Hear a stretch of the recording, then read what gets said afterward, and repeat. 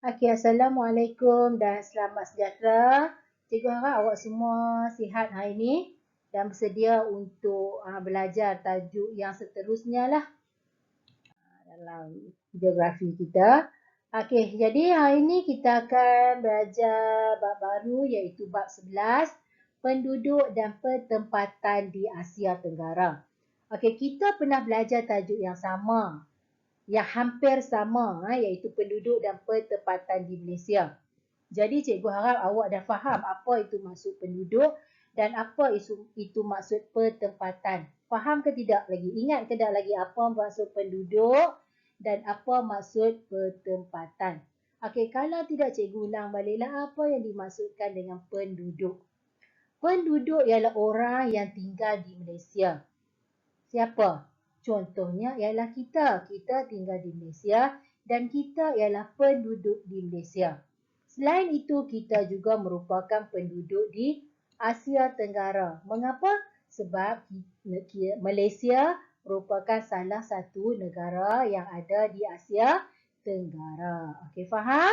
Kita tengok pula pertempatan. Apa yang dimaksudkan dengan pertempatan? Pertempatan ialah di mana kita tinggal. Rumah macam mana kita tinggal. Jadi itu merujuk kepada pertempatan. Okey, untuk lebih memahami apa tentang tajuk penduduk dan pertempatan di Asia Tenggara ni, kita akan tengoklah satu persatu. Cikgu akan terangkan pada awak. Okey, kita tengok ini tajuk kita hari ini. Apa yang kita perlu tahu dalam tajuk ni, penduduk dan pertempatan di Asia Tenggara. Okey, kita nak tahu di mana penduduk Asia Tenggara tinggal dan kawasan mana yang menjadi tumpuan. Okey, jadi kita tengok standard pembelajaran kita hari ini. Apa kita nak tahu?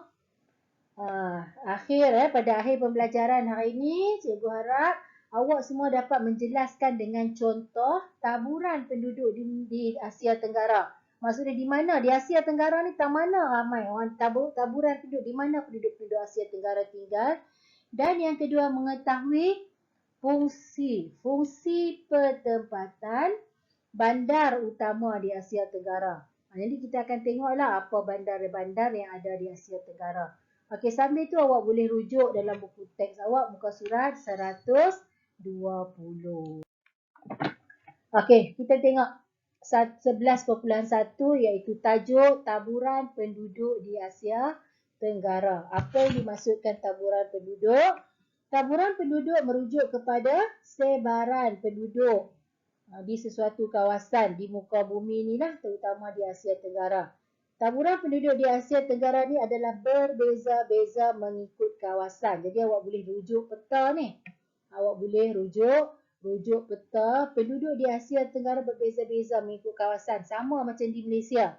Di Malaysia itu kita belajar ada 3 jenis taburan penduduk. Taburan penduduk kawasan padat, kawasan berpenduduk sederhana padat dan kawasan berpenduduk jarang. Jadi di Asia Tenggara pun sama. Kita ada dalam peta, kalau ikut peta, warna merah menunjukkan kawasan padat.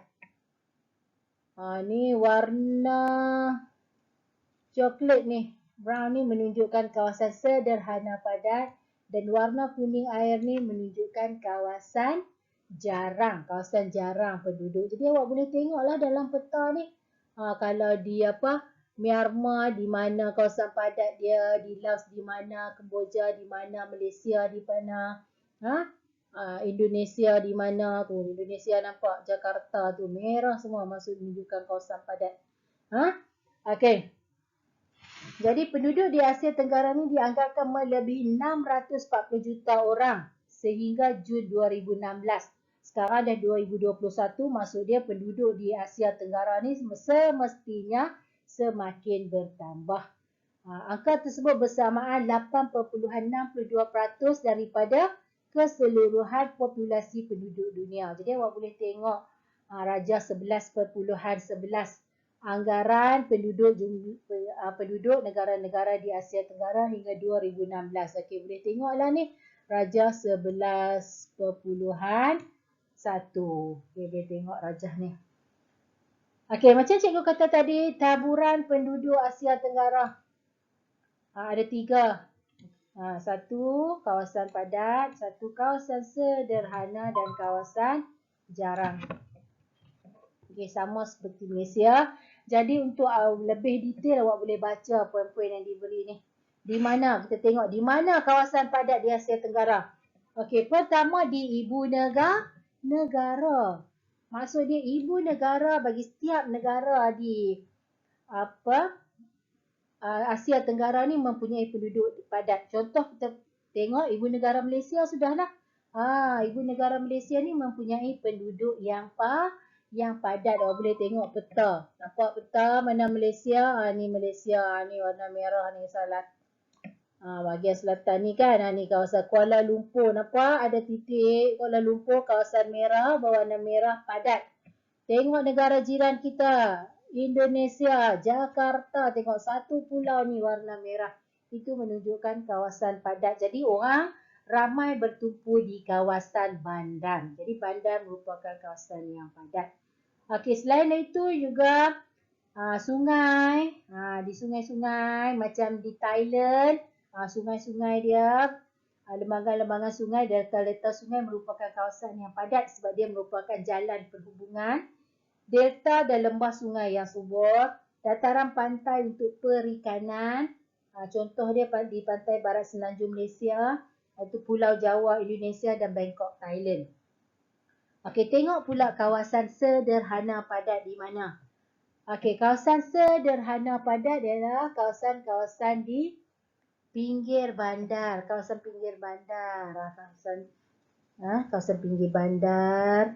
Lagi kawasan bandar baru. Itu kawasan bandar yang baru dibuka juga mempunyai penduduk sederhana. Kawasan pertanian, penduduk sederhana. Contoh dia Pantai Timur Semenanjung Malaysia di Kelantan. Dia pasal kawasan perikanan, tak berapa ramai orang. Penduduk dia sederhana. Di Pantai Barat Sumatera juga sama, kawasan sederhana. Okey, kita terus kepada kawasan berpenduduk jarang. Di mana orang jarang duduk? Di kawasan pedalaman. Apa kawasan pedalaman? Kawasan hulu, kawasan dalam hutan. Jadi orang tak ramai duduk. Di Malaysia pun sama. Kawasan yang orang jarang duduk ialah kawasan pedalaman. Di kawasan hulu nak masuk pun susah, tak boleh bawa kereta, jalan raya pun tak ada kan. Perhubungan susah jadi tak ramai orang duduk. Ada orang tinggal tapi jarang. Kedua, kawasan pegunungan dan banjaran, gunung-gunung. Ada orang tinggal, orang asli, orang gunung tapi tak ramai. Jadi dia merupakan kawasan jarang dan juga kawasan berpaya dan berhutan tebal. Paya, ada hutan tebal. Orang tak duduk sebab kemudahan perhubungannya susah. Okey. Contohnya kawasan pedalaman di Sarawak. Kita belajar itu di Kapit Sarawak. Jarang penduduk. Kawasan Paya Sumatera Timur Indonesia dan kawasan Banjaran Anam di Vietnam. Itu merupakan kawasan-kawasan yang berpenduduk jarang. Jadi awak kena ingatlah. Taburan penduduk di Asia ada 3. Pertama apa? Padat. Kedua, sederhana. Dan ketiga, jarang. Okey, kita pergi kepada tajuk yang seterusnya iaitu fungsi-fungsi pertempatan bandar utama di Asia. Okey, kita tahu apa fungsi pertempatan ni. Kita tahu negara Asia semua ada ibu negara. Dan ibu negara ni merupakan bandar utama bagi negara-negara di Asia. Jadi apa fungsi dia? Contoh Kuala Lumpur kan? Jakarta. Lagi apa lagi? Hanoi, Bangkok. Apa fungsi dia? Fungsi bandar-bandar utama di Asia Tenggara ni. Okey, bandar-bandar utama di Asia Tenggara seperti Kuala Lumpur, Jakarta, Manila, Bangkok dan Singapura mempunyai fungsi tertentu. Antaranya ialah sebagai ibu negara dan juga pusat pentadbiran. Okey, yang pertama fungsi dia menjadi ibu negara lah bandar-bandar utama ni. Kebanyakan bandar utama di Asia Tenggara merupakan ibu negara dan berfungsi sebagai pusat pentadbiran. Semua ibu negara berperanan macam tu. Kuala Lumpur pun adalah macam tu. Tapi Kuala Lumpur sekarang dah bertukar. Sebab apa kita tukar? Sebab kawasan terlalu padat.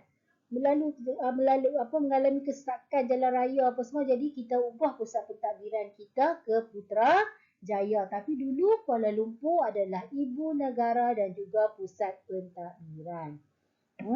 Okey, yang kedua, pusat perdagangan. Maksudnya terdapat pusat perdagangan, pusat perniagaan, gedung beli belah dan aktiviti import dan ekspor di bandar utama. Juga sebab di bandar utama ni biasanya awak tengoklah gedung beli belah yang besar-besar ada di ibu negara. Kan ada di bandar-bandar utama.